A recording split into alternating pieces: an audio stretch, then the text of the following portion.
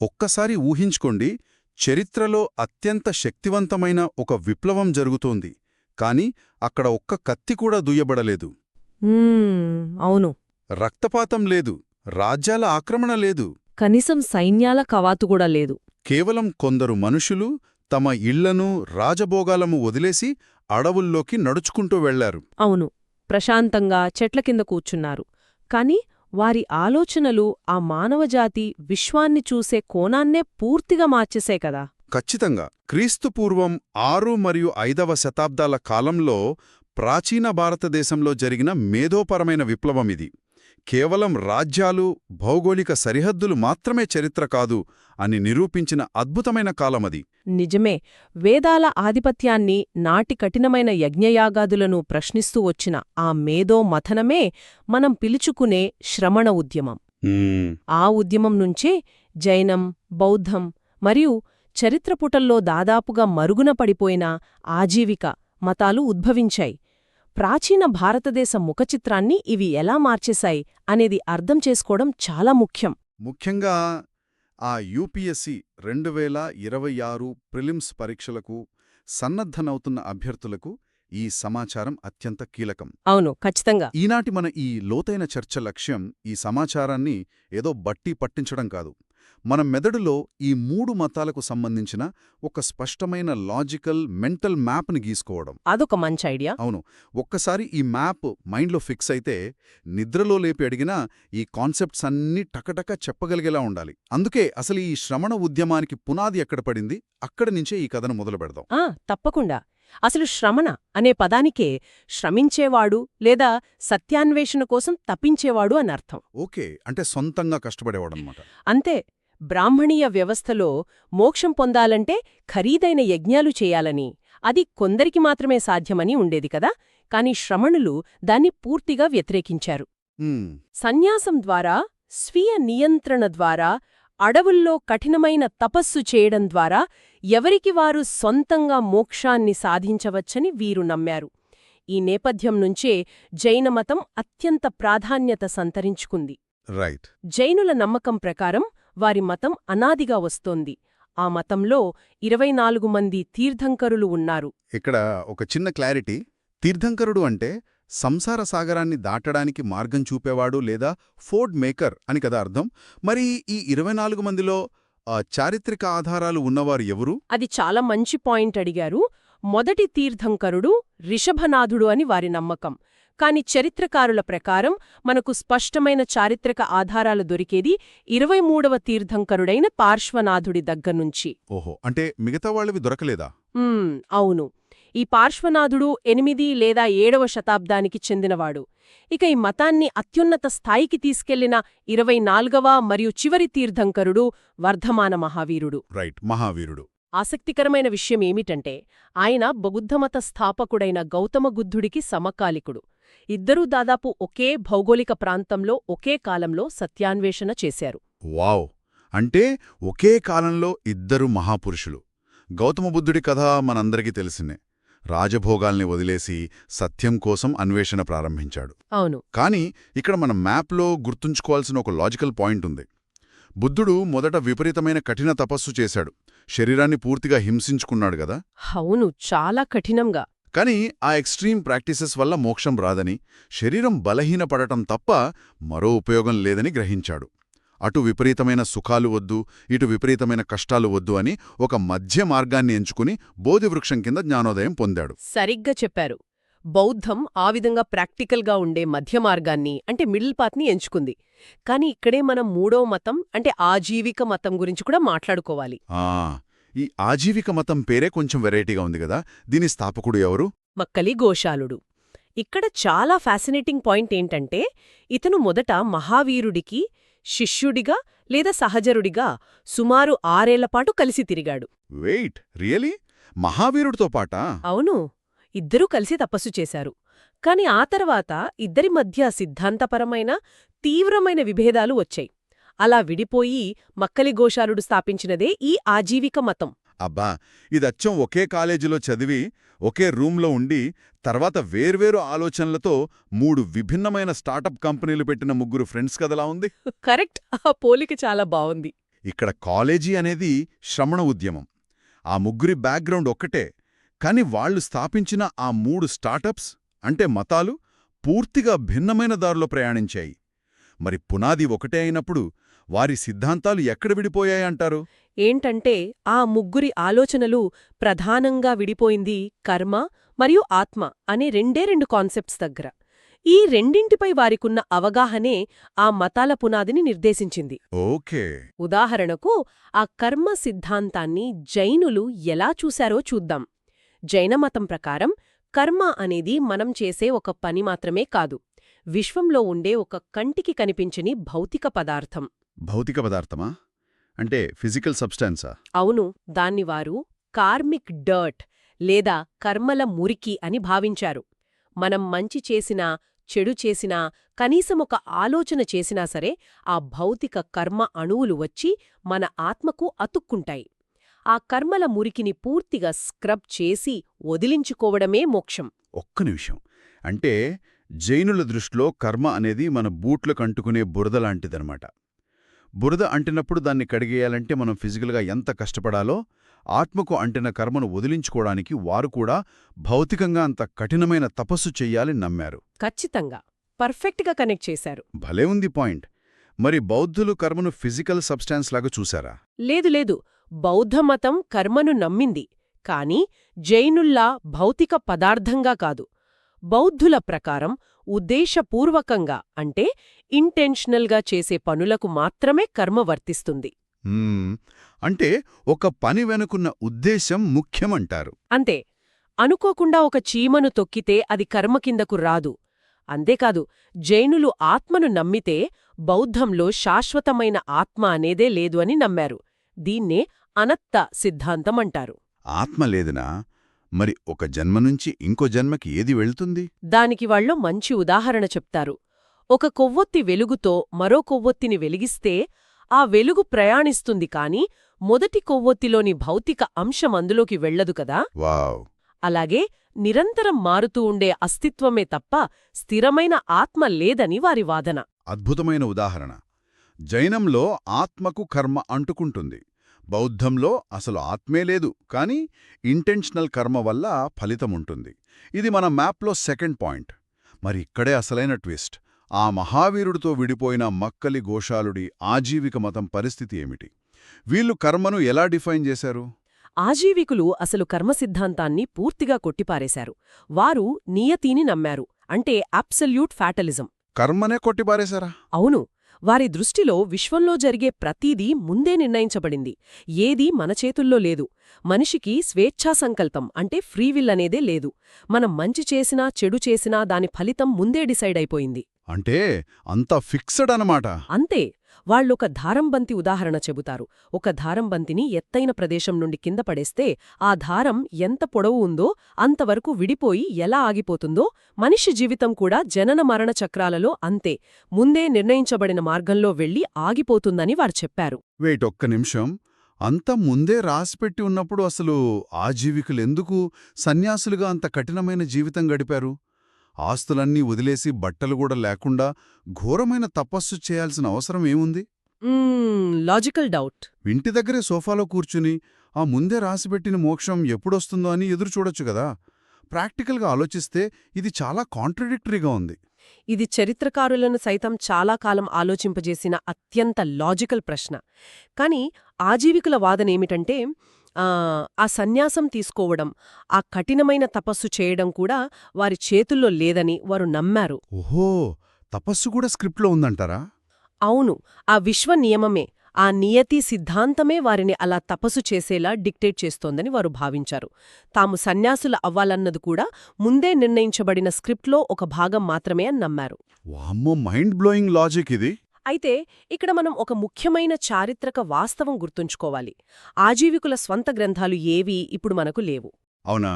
మరి వాళ్ల గురించి ఎలా తెలిసింది? వారి గురించి మనకు తెలిసినదంతా వారి ప్రత్యర్థులైన జైన బౌద్ధ గ్రంథాల ద్వారానే. బహుశా ఆ గ్రంథాలు ఆజీవికుల సిద్ధాంతాలను కావాలనే కొద్దిగా వ్యంగ్యంగా లేదా విచిత్రంగా చిత్రీకరించి ఉండొచ్చు కూడా. మనకు పూర్తి వాస్తవం ఎప్పటికీ తెలియకపోవచ్చు. వావ్, ఇది నిజంగా పర్స్పెక్టివ్ని మార్చే పాయింట్. శత్రువులు రాసిన చరిత్రను బట్టి వారిని జడ్జ్ చేస్తున్నామన్నమాట. సరే, యూపీఎస్సీ కోసం మనం ఈ మెంటల్ మ్యాప్లో తర్వాతి సెక్షన్కి వెళదాం. మోక్ష సాధనకు మీరు సూచించిన రూల్ ఆఫ్ త్రీస్ అంటే సిద్ధాంతాల త్రయం ఎలా పనిచేశాయో విశ్లేషిద్దాం. తప్పకుండా. ముందు జైనమతం చూస్తే వాళ్ళు మోక్ష సాధనకు రత్నత్రయాలు లేదా 3 రత్నాలను బోధించారు. అవి సమ్యక్ దర్శనం అంటే సరైన విశ్వాసం, సమ్యక్ జ్ఞానం అంటే సరైన జ్ఞానం, మరియు సమ్యక్ చారిత్రం అంటే సరైన నడవడిక. Okay, faith, knowledge, conduct. అవును.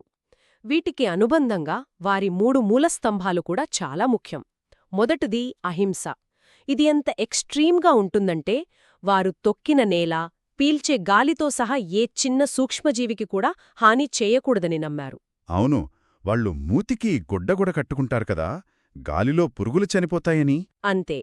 వ్యవసాయం చేస్తే భూమిలోని పురుగులు చనిపోతాయని జైనులు ఎక్కువగా వ్యాపార రంగం వైపు వెళ్లడానికి కారణం కూడా ఇదే. ఇక రెండవది అపరిగ్రహ అంటే ఆస్తులు, బంధాలపై మమకారం పూర్తిగా వదులుకోవడం. ఇక మూడవది అత్యంత బౌద్ధికమైనది, అదే అనేకాంతవాద. ఈ అనేకాంతవాద కాన్సెప్ట్ అభ్యర్థులకు ఎస్సే రైటింగ్లో కూడా చాలా ఉపయోగపడుతుంది. దీన్ని ఒక అద్భుతమైన ఉదాహరణతో గుర్తుపెట్టుకోవచ్చు. 6 గుడ్డివాళ్లు ఒక ఏనుగును తాకిన కథ ఉంది కదా. అవును, చాలా ఫేమస్ కథ. కాలు పట్టుకున్నవాడు ఏనుగు స్తంభంలా ఉందని, చెవి పట్టుకున్నవాడు చేటలా ఉందని, తోక పట్టుకున్నవాడు తాడులా ఉందని అంటాడు. ఎవరి వర్షన్ వారిది. అందరూ వాళ్ళ అనుభవాల ప్రకారం నిజమే చెబుతున్నారు, కాని ఎవరిది సంపూర్ణ సత్యం కాదు. ఖచ్చితంగా. అందుకే జైనులు ప్రతి వాదనకు ముందు స్యాత్ అంటే బహుశా, మేబీ అనే పదాన్ని వాడతారు. ఒక అంశానికి అనేక కోణాలుంటాయి, ఒక్కరిదే సంపూర్ణ సత్యం కాదు అని చెప్పే ఈ సిద్ధాంతం మనుషుల్లో విపరీతమైన ఇంటలెక్చువల్ హ్యూమిలిటీని పెంచుతుంది. అవును, నేటి సమాజానికిది చాలా అవసరం. ఈ రోజుల్లో సోషల్ మీడియాలో జరిగే గొడవలకు ఈ అనేకాంతవాదమే సరైన మందు. మరి బౌద్ధం సూచించిన మార్గమేమిటి? బౌద్ధమతం విషయానికి వస్తే వారి 3 రత్నాలు, అదే త్రిరత్న ఏంటంటే బుద్ధ అంటే జ్ఞానోదయం పొందినవాడు, ధమ్మ అంటే ఆయన బోధనలు, మరియు సంఘ అంటే సన్యాసుల సమూహం. బుద్ధ, ధమ్మ, సంఘ. ఓకే. దీంతోపాటు బౌద్ధం మొత్తం 4 ఆర్య సత్యాలపై ఆధారపడి ఉంది. 1 ప్రపంచం దుఃఖమయం, 2 దుఃఖానికి కారణం కోరిక, 3 కోరికను విడనాడితే దుఃఖం పోతుంది, 4 దానికి మార్గమే అష్టాంగ మార్గం. ఇందులో సరైన వాక్కు, సరైన జీవనం, సరైన కర్మ లాంటి 8 సూత్రాలుంటాయి. ఈ 4 ఆర్య సత్యాలు ఎంత ప్రాక్టికల్గా ఉంటాయంటే ఈనాటి మన జీవితాలకు కూడా అప్లై చేసుకోవచ్చు. ఉదాహరణకు, మనం కొత్త మోడల్ స్మార్ట్ ఫోన్ కావాలనే ఆశపడతాం. అది కోరిక. అది కొనేదాకా మనసు పీకుతూనే ఉంటుంది. అది దుఃఖం. అవును కదా. అది రాకపోయినా బాధే, వచ్చాక ఇంకో కొత్త మోడల్ చూసి మళ్లీ బాధపడతాం. ఈ డిజైర్ సైకిల్ని కట్ చేయడమే బౌద్ధం చెప్పిన అసలు సత్యం. చాలా చక్కగా చెప్పారు. సరే, సిద్ధాంతాలు చాలా బావున్నాయి, కాని ఈ అద్భుతమైన ఫిలాసఫీలు ఎప్పటికీ ఒకేలా కలిసి ఎందుకుండలేకపోయాయి? మానవ నైజం, ప్రకృతి వైపరీత్యాలు మతాలను ఎలా ముక్కలు చేశాయో మన మెంటల్ మ్యాప్లో నెక్స్ట్ చూద్దాం. అసలు ఈ విభజనలు, శాఖల వెనుకున్న లాజికేమిటి? ఏంటంటే సిద్ధాంతాలు ఎంత గొప్పవైనా ప్రాక్టికల్ రియాలిటీ ముందు అవి మారక తప్పదు. జైనమతంలో చీలిక వెనుకున్న కారణం ఒక వాతావరణ విపత్తు. వాతావరణ విపత్తా? అవును. క్రీస్తుపూర్వం 4వ శతాబ్దంలో మగధ రాజ్యంలో భయంకరమైన 12 ఏళ్ల కరువు వచ్చింది. అప్పుడు జైన సన్యాసుల్లో ఒక వర్గం భద్రబాహు నేతృత్వంలో ప్రాణరక్షణ కోసం మరియు తమ కఠిన నియమాలను తూచా తప్పకుండా పాటించడం కోసం దక్షిణాన ఉన్న కర్ణాటక అంటే శ్రావణబెళగొళ ప్రాంతానికి వలస వెళ్ళింది. ఓకే, వాళ్ళు సౌత్కెళ్లారు. మరో వర్గం స్థూలభద్రుణ్ణి నేతృత్వంలో ఉత్తరాన మగధలోనే ఉండిపోయింది. కరువు ముగిశాక దక్షిణానికి వెళ్లినవారు తిరిగి మగధకు వచ్చారు. కాని అప్పటికే పరిస్థితులు మారిపోయాయి. అంటే కర్ణాటకకు వెళ్లిన భద్రబాహు వర్గం వాళ్ళు, మేము కరువులో కూడా మహావీరుడి రూల్స్ బ్రేక్ చేయలేదు, కఠినమైన నగ్నత్వాన్ని పాటించాము అని ఫీలయ్యారు. వీరినే మనం దిగంబరులో అంటాం గదా, దిక్కులే బట్టలుగా ఉన్నవాళ్లు. అవును, కరెక్ట్. కాని మగధలో ఉండిపోయిన స్థూలభద్రుని వర్గం వాతావరణం, కరువు పరిస్థితుల దృష్ట్యా ప్రాక్టికల్గా ఆలోచించి తెల్లటి వస్త్రాలు ధరించడం మొదలుపెట్టారు. వీరే శ్వేతాంబర్లు. భౌగోళిక పరిస్థితులు థియాలజీని ఎలా డిక్టేట్ చేశాయో కదా. ఇక్కడే కదా మహిళల మోక్షం విషయంలో కూడా వీరికి విభేదాలొచ్చాయి. ఖచ్చితంగా మోక్ష సాధన కోసం నగ్నత్వం తప్పనిసరి అని దిగంబరులు నమ్మారు. కాని సామాజిక పరిస్థితుల దృష్ట్యా మహిళలు నగ్నంగా ఉండలేరు కాబట్టి వారు ఆ జన్మలో మోక్షం సాధించలేరని, తర్వాతి జన్మలో పురుషులుగా పుడితేనే మోక్షం వస్తుందని దిగంబరులు వాదించారు. అరే, ఇది కొంచెం కష్టమే. కాని శ్వేతాంబరులు వస్త్రాలు ధరించడాన్ని అంగీకరించారు కాబట్టి మహిళలు కూడా వస్త్రాలతోనే మోక్షం పొందగలరని నమ్మారు. చూసారా, ఒక చిన్న వాతావరణ మార్పు మహిళల హక్కుల వరకు ప్రభావితం చేసింది. మరి బౌద్ధమతంలో మహాయాన తేరవాద శాఖలు ఎందుకేర్పడ్డాయి? బౌద్ధంలో ప్రధానంగా 3 శాఖలు పుట్టుకొచ్చాయి. మొదటిది థేరవాద. వీరు బుద్ధుడి పాత పద్ధతిని నమ్మేవారు. తమ నిర్వాణం తమే స్వంతగా సాధించుకోవాలి అనేది వీరి సిద్ధాంతం. సెల్ఫ్ హెల్ప్ అన్నమాట. అవును. కాని సామాన్యులకు ఈ మార్గం చాలా కఠినంగా అనిపించింది. అప్పుడే మహాయాన అంటే పెద్ద వాహనం అనే కొత్త శాఖ ఉద్భవించింది. ఇందులో బోధిసత్వుని కాన్సెప్టొచ్చింది. బోధిసత్వుడు అంటే? బోధిసత్వుడంటే తాను నిర్వాణం పొందే అర్హత ఉన్నప్పటికీ సకల జీవులకు విముక్తి కలిగే వరకు తాను నిర్వాణం తీసుకోకుండా సాధారణ ప్రజలకు సహాయం చేసే ఒక దైవాంశ సంభూతుడు. ఇది ప్రజలకు చాలా భరోసా ఇచ్చింది. బుద్ధుడిని భగవంతుడుగా పూజించడం కూడా ఇక్కడే మొదలైంది. ఓకే. ఇక మూడవది వజ్రయాన. ఇది పూర్తిగా తాంత్రిక పద్ధతులతో ముడిపడి ఉన్న శాఖ. సామాన్యులకు మీ కష్టం మీరు పడండి అనడం కంటే మిమ్మల్ని కాపాడటానికి ఒక దేవుడున్నాడు అని చెప్పడం ఎప్పుడు సులభంగా రీచవుతుంది. అందుకే మహాయానం అంత పాపులర్ అయి ఉంటుంది. నిజమే. అయితే ఏ మతమైనా ఎన్ని శాఖరైనా అవి నిలబడాలంటే బలమైన ఆర్థిక రాజకీయ మద్దతు కావాలి. ఇక్కడే మన మ్యాప్లో చివరి సెగ్మెంట్ రాజవంశాల ఆదరణ, కళలు, వాస్తుశిల్పం గురించి మాట్లాడుకోవాలి. ఇది అత్యంత ఆసక్తికరమైన అంశం. మౌర్య సామ్రాజ్యంలో వరుసగా 3 తరాల రాజులు 3 వేర్వేరు మతాలను అనుసరించడం బహుశా ప్రపంచ చరిత్రలోనే రేర్ కదా? అవును. భారతీయ ప్రాచీన మేధోపరమైన స్వేచ్ఛకు మౌర్య వంశమే అతిపెద్ద ఉదాహరణ. స్థాపకుడైన చంద్రగుప్త మౌర్యుడు జీవిత చర్మాంకంలో జైన మతాన్ని స్వీకరించాడు. భద్రబాహుతో కలిసి కర్ణాటక వెళ్లి సల్లేఖన వ్రతమాచరించాడు. సల్లేఖన అంటే క్రమక్రమంగా ఆహారం నీరు మానేసి ప్రశాంతంగా ప్రాణాలు వదిలే ఒక కఠినమైన ఆధ్యాత్మిక ప్రక్రియ. అవును. ఇక అతని కొడుకు బిందుసారుడేమో ఆజీవిక మతాన్ని ఆదరించాడు. ఇక ఆ తర్వాతి తరం సామ్రాట్ అశోకుడు బౌద్ధాన్ని స్వీకరించి దాన్ని ప్రపంచ నలుమూలలకు వ్యాప్తి చేశాడు. తాత జైనుడు, కొడుకు ఆజీవికుడు, మనవడు బౌద్ధుడు. ఒకే రాజభవనంలో 3 భిన్నమైన ఫిలాసఫీలు. ఎంత టాలరెన్స్ ఉంటే ఇది సాధ్యమవుతుంది? మరి ఈ రాజుల ఆదరణ ఆర్కిటెక్చర్లో ఎలా కనిపించింది? ముందు ఆజీవికులతో మొదలుపెడితే ఆ అశోకుడు బౌద్ధుడైనప్పటికీ బీహార్లోని బరాబర్ గుహలను ఆజీవికుల కోసం అంకితం చేస్తూ నిర్మించాడు. అశోకుడు గట్టించాడా ఆజీవికుల కోసం? అవును. సుదామ, విశ్వకర్మ, గోపిక లాంటి గుహలు ఆజీవిక సన్యాసుల వర్షాకాల విడిది కోసం నిర్మించారు. అశోకుడు కర్మ సిద్ధాంతాన్ని నమ్మే బౌద్ధుడు, ఆజీవికులు కర్మను కొట్టిపారేసిన నియతివాదులు. అయినా సరే వారికి ఆశ్రయం కల్పించడం వెనుక అతని మతపరమైన సహనం స్పష్టంగా కనిపిస్తుంది. బహుశా రాజకీయంగా అన్ని వర్గాలను కలుపుకుపోయే ఉద్దేశం కూడా ఉండొచ్చు. మరి జైన వాస్తుశిల్పం ఎలా ఉండేది? వారు నమ్మిన కఠినమైన అహింస వారి ఆర్కిటెక్చర్లో ప్రతిబింబించిందా? ఖచ్చితంగా. కర్ణాటకలోని శ్రావణబెళగోలలో ఉన్న 57 అడుగుల ఏకశిల గోమటేశ్వర, అదే బాహుబలి విగ్రహాన్ని గమనించండి. ఆ విగ్రహం కాళ్ల చుట్టూ లతలు అల్లుకుని ఉంటాయి. అవును, చూశాను.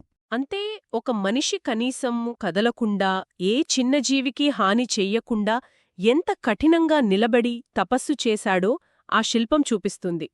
అది జైనుల అహింసకు, స్థిరత్వానికి ప్రతీక. అలాగే మధురా తవ్వకాల్లో దొరికిన ఆయాగ పటాలు అంటే పూజా ఫలకాలు, మౌంట్ అబుల్లోని దిల్వారా దేవాలయాలు, ఖజురహో ఉదయగిరి గుహలు ఇవన్నీ జైన కళకు నిదర్శనాలు. అద్భుతం. మరి బౌద్ధుల నిర్మాణాలు మనకు దేశవ్యాప్తంగా కనిపిస్తాయి కదా? స్తూపాలనగానే బౌద్ధమే గుర్తొస్తుంది. అవును. అశోకుడు, కనిష్కుడు లాంటి రాజుల ఆదరణతో సాంచిలాంటి భారీ స్తూపాలు. ఇవి బుద్ధుని అవశేషాలపై నిర్మించినవి. అలాగే సన్యాసులు నివసించే విహారాలు, పూజలు చేసే చైత్యాలు అద్భుతంగా నిర్మించబడ్డాయి. అజంతా గుహల్లోని కుడియ చిత్రాలు నాటి బౌద్ధ కళావైభవానికి సజీవ సాక్ష్యాలు. ఈ కట్టడాలు కేవలం రాళ్లు కావు, ఆనాటి తత్వశాస్త్రానికి భౌతిక రూపాలు. ఇదొక అద్భుతమైన ప్రయాణం. ఈరోజు మనం గీసుకున్న ఈ మెంటల్ మ్యాప్ని ఒక్కసారి రివైండ్ చేస్తే జైనమతం భౌతిక కర్మను నమ్మింది, కఠినమైన అహింసను ఆచరించింది. అవును. బౌద్ధమతం ఆత్మను నిరాకరించి ఇంటెన్షనల్ కర్మను నమ్ముతూ కోరికల నియంత్రణపై ఫోకస్ చేస్తూ మధ్యే మార్గాన్ని ఎంచుకుంది. ఇక ఆజీవికులు కర్మను పూర్తిగా తిరస్కరించి అన్నీ ముందే డిసైన్ అయ్యాయని చెప్పే నియతి సిద్ధాంతాన్ని ముందుకు తెచ్చారు.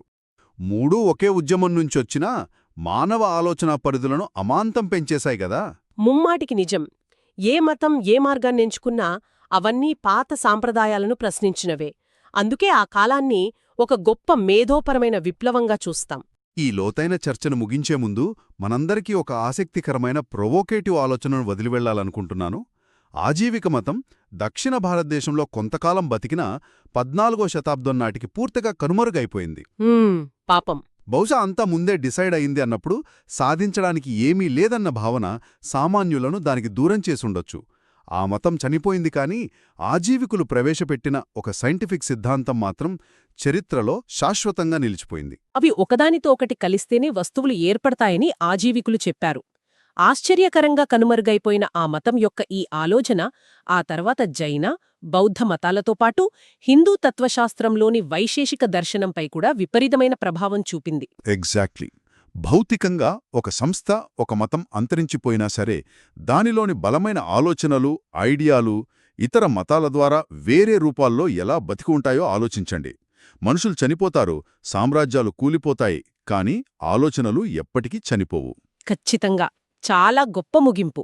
ఈనాటి మన ఈ చర్చతో ఆ 6వ శతాబ్దపు శ్రమణ ఉద్యమానికి సంబంధించిన మ్యాప్ అభ్యర్థుల మెదడులో లాజికల్గా స్పష్టంగా గీసుకున్నాము అని అనుకుంటున్నాను.